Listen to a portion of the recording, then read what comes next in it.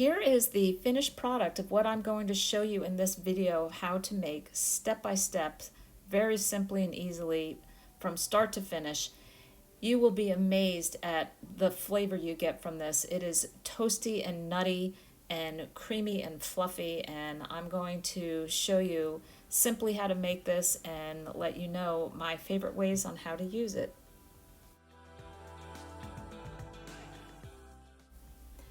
In this video, I'm going to show you from start to finish how to make first the browned butter, and then we're going to cool it and whip it. So here you can see first melting. I started with 3 sticks of salted butter. I love the salted butter.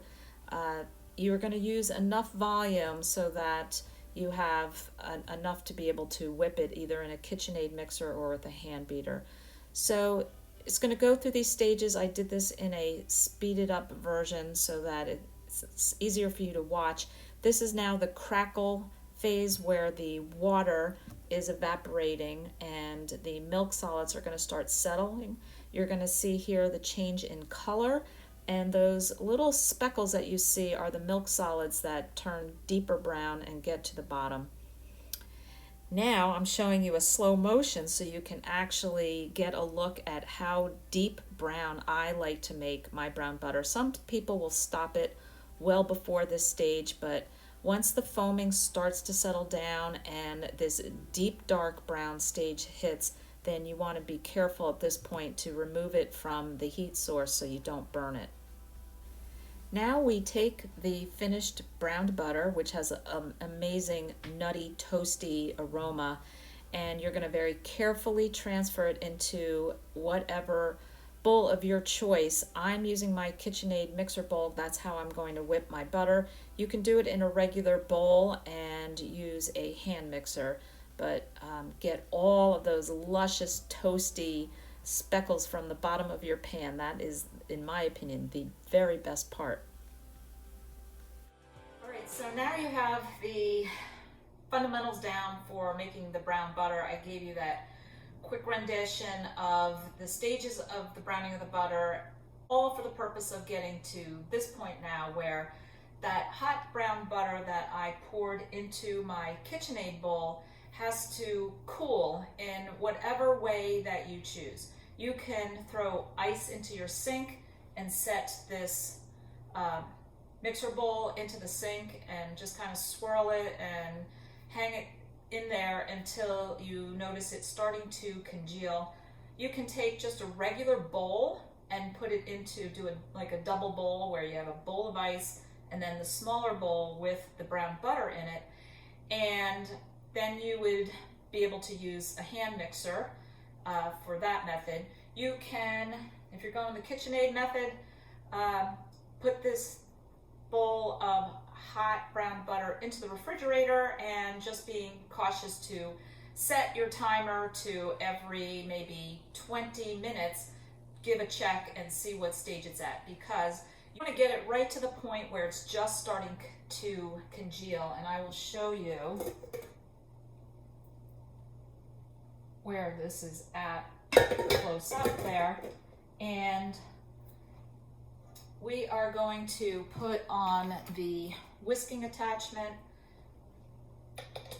and you want to remember that the important thing about doing this is catching it right at the right time. If it's still very warm to hot and you start whisking it, it's not going to do anything. So just remember, just wait until you get to really about this stage, and then it's very simple. I'm going to show you.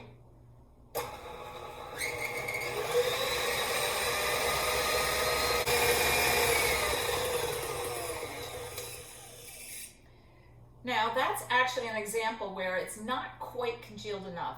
No big deal. All that means is I'm going to just leave it right here and just continue to let it come up to room temperature, which is about where it's at, where it's a great spot to beat it. But we'll let this cool off just a little bit more, and I will be back to show you the finished product. While that butter is cooling a little bit further before I'm going to actually whip it and show you, I decided I was going to show you what containers I use to put it into when I'm done. You can, hang on a sec, you can actually put them right into silicone molds and do a frozen version of whipped brown butter. I really like to just keep it on my counter, and I keep it in these airtight little mini glass containers, and I will put a link below to these. They're really pretty great, and I will keep one room temperature on my counter for the entire time until I use up the butter. The extras will be stored in my refrigerator, and one by one they come out and go onto the counter. But if you're looking for some really great containers that can hold your whipped brown butter, you can look for the link down in the show notes. Just grabbed this out of the refrigerator. It was in there for probably about 10 minutes, and you can see it's actually really at the point where it is congealed. So I'm going to show you the actual whipping of the butter and how quick and easy it is.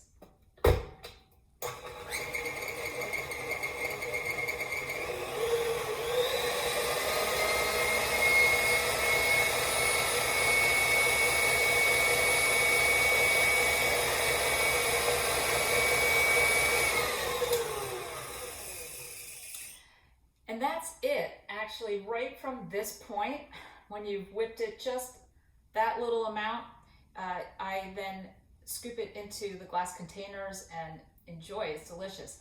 One other thing I'm going to add here is, if you come to really enjoy this like I do, you can try making some different types of versions of it and just label the top of the glass containers. But this is a really awesome black truffle salt, and you can sprinkle this in right now. You can make any sort of different varieties you want. You can even do one that's more savory.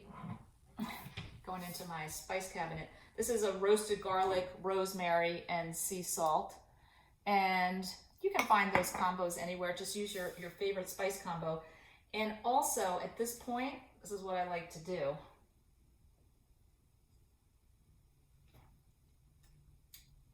Just do a taste test and see if you just want to add a little extra salt. And it's really tasty to actually add a coarser, so there's actually a little bit of a crunch to it, of the, this is Maldon salt, but I really like mine a touch on the salty side, so I'm gonna add some of this into there. And I did 3 sticks of butter when I made this batch. I kind of recommend, if you're gonna make it in the KitchenAid, that you don't make less than 3 sticks, because you know, it's you need enough volume to actually do the whipping. So we will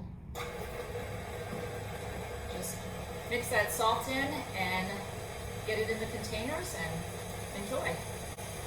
If you've gotten some value out of this video, it really helps out if you hit the subscribe, hit the like, and I will see you next time. And get ready to make another batch, because I can guarantee this is not going to last too long, and you will be whipping up another batch before you know it. Leave a comment below if you make this. I'd love to hear your versions, and let me know how you like it.